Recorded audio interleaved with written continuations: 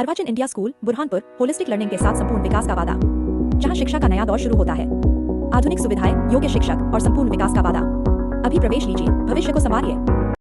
मध्य प्रदेश के बुरहानपुर में किसानों का आंदोलन चल रहा था। पिछले 3 दिन से वो धरना दे रहे थे। उनकी मांग थी कि एमएसपी और फसल बीमा का लाभ मिले, जिसके बावजूद वो 2 दिन से हड़ताल पे थे। यहाँ पे काफी उग्र आंदोलन भी हुआ था, जिसमें 8 किसानों सहित 70-80 पे एफआईआर दर्ज हुई थी। जिसके बाद आज सांसद ज्ञानेश्वर पाटिल और विधायक अर्चना चिटनीस, विधायक मंजू दादू की पहल के बाद ये आंदोलन समाप्त हो गया। आपको बता दें, विधायक अर्चना चिटनीस ने सीएम मोहन यादव से बात कराई है, फोन पर चर्चा कराई है, जिसके बाद आंदोलनकारी जो किसान है वो बात को मान गए हैं और आश्वासन के तौर पे उन्होंने अपनी हड़ताल को खत्म कर दिया है। आपको बता दें, यहाँ पे विधायक अर्चना चिटनीस ने इन किसानों को कपड़े पहना के उनको उनका सम्मान लौटाया है और इस पूरे मामले के बाद यहाँ पे उन्होंने आश्वासन दिया कि जल्द से जल्द किया जाएगा।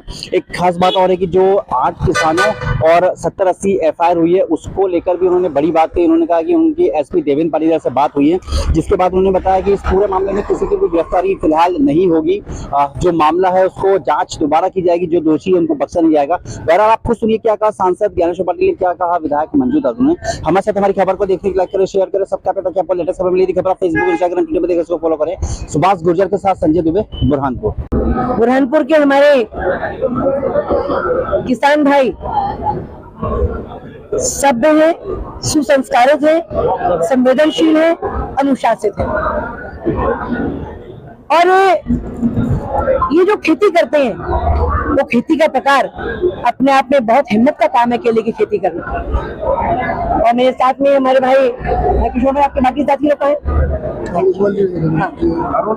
अरुण में। मेरा आपसे सबसे मुझे मालूम था ये, और मैंने देखा कि जो स्वरूप बनता जा रहा था वो स्वरूप कुछ ठीक दिशा में नहीं जा रहा था। आज मैं ये सुबह से जानकारी ली कि आज यहाँ ये सब इस बात के लिए तैयार थे, तत्पर थे कि कोई जिम्मेदार आदमी बात करे, माननीय मुख्यमंत्री जी से बात कराए, आश्वस्त करे, क्या परिस्थिति है उससे अवगत कराए। तो मैंने इनको बताया है अभी हम 3 काम करने वाले हैं। आने वाली कैबिनेट में ऑटोमेटिक वेदर स्टेशन की कृषि विभाग लेके जा रहा है और ऑटोमेटिक वेदर स्टेशन लगे बिना फसल बीमा करने का नियम नहीं। तो ऑटोमेटिक वेदर स्टेशन AWS का टेंडर के लिए अप्रूवल कैबिनेट से आने वाली कैबिनेट में लिया जाएगा।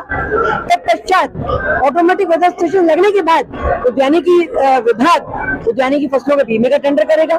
इस पे प्रक्रिया में जो समय लगेगा 2 महीने 3 महीने का वो समय लगेगा, लेकिन इस बीच में हम ये सुनिश्चित करेंगे कि जिले का प्रशासन, जिले के राजस्व के अधिकारियों से लेकर हॉर्टिकल्चर के अधिकारी, हमारे कलेक्टर और SDM पटवारी सभी सुनिश्चित करें कि किसान के खेत में अगर नुकसान हुआ है तो अगर नुकसान उसका 50% है, उसका आकलन 50% ही किया जाए। माननीय मुख्यमंत्री जी से भी इनकी बात हुई है और उन्होंने कहा कि सारी नियम प्रक्रिया को पूरा करने के अंदर के बाद हम शीघ्र इसे फसल बीमा उद्यानिकी का हो, इसे वो सुनिश्चित करेंगे। अब इन्हें मेरे से लिखित में चाहिए या इन्हें मेरे से एफिडेविट चाहिए, मैं सब करने को तैयार हूँ, क्योंकि इनकी मांग जायज है, इनकी मांग वाजिब है। हमारे बुरहानपुर जिले की केला उत्पादक किसानों की तरफ से जो लंबे समय से मांग चली आ रही है कि मौसम आधारित फसल बीमा करना मिले, और लेकर 3 दिन से हमारे किसानों ने यहाँ धरना प्रदर्शन कार्यक्रम किया। उसको लेकर हमने माननीय मुख्यमंत्री जी को अवगत करा दिया था और इसकी जो प्रक्रिया होती है उस प्रक्रिया को शासन की तरफ से निरंतर प्रक्रिया में चल रहा है। वेदर स्टेशन जो होते हैं हवा मापक यंत्र, वो हवा मापक यंत्र लगाने की प्रक्रिया भी जारी है। जैसे वो कंप्लीट हो जाएंगे तत्काल उसकी टेंडर की प्रक्रिया होगी, टेंडर की प्रक्रिया हो जाएगी तो कोई कंपनी उसमें भाग लेगी। उसके जिस कंपनी का टेंडर खोलेगा उसके माध्यम से हमारे किसानों को मौसम आधारित फसल बीमा का लाभ मिलना शुरू होगा। बिल्कुल करेंगे, क्योंकि हमारी सरकार किसानों की सरकार है, किसानों के हित में काम करने वाली सरकार है। और मैं समझता हूँ कि जितना पिछले 20 वर्षों के अंदर हमारी भारतीय जनता पार्टी की सरकार ने किसानों के हित में काम किया है, उसके पहले किसी भी सरकार ने किसानों की चिंता नहीं करी। तो हमारी सरकार, मेरे माननीय मुख्यमंत्री, उनका दौरा प्रस्तावित है, दौरे के दरमियान हम किसानों को भी मिलाएंगे, क्योंकि मुख्यमंत्री भी एक किसान के बेटे हैं। तो किसानों की समस्या का समाधान करना हम लोगों की जिम्मेदारी है। ये जो एफआईआर हुई इसकी मांग कर रहे हैं कि वो वापस ली जाए, तो इसको लेके क्या आप? हमने एसपी साहब से भी चर्चा करी कि जिन किसानों के ऊपर एफआईआर दर्ज हुई है उसका वीडियो फुटेज वगैरह निकाल के, यदि किसी कारण यदि किसी ने गैर जिम्मेदाराना प्रयास करके जानबूझ के किया होगा, तो यदि किसी ने निश्चित अपनी नेतागिरी चमकाने के लिए किया होगा तो उनसे एफआईआर वापस नहीं होगी। लेकिन शुद्ध रूप से जो किसान है, किसान किसी धक्का मुक्की में लगा है तो निश्चित रूप से किसानों के हित में या किसानों के हक में वो एफआईआर को शून्य घोषित कराने के लिए हमारी तरफ से हम पूरा प्रयास करके उनको इससे मुक्ति दिलाएंगे। Thank you. मुख्यमंत्री ने फोन पर बात करी, हमारे मुख्यमंत्री जी ने केला फसल बीमा को लेकर केवल फसल बीमा 2 से 3 महीने के अंतराल में चालू कर देंगे। किशोर भाई, उसके जो एफआईआर है वो वापस होने बोल रहा है और केला एमएसपी को लागू करेंगे 2-3 महीने में। इस शर्त पर हमने हमारा धरना समापन किया। एफआईआर को लेके क्या मांग की आपकी?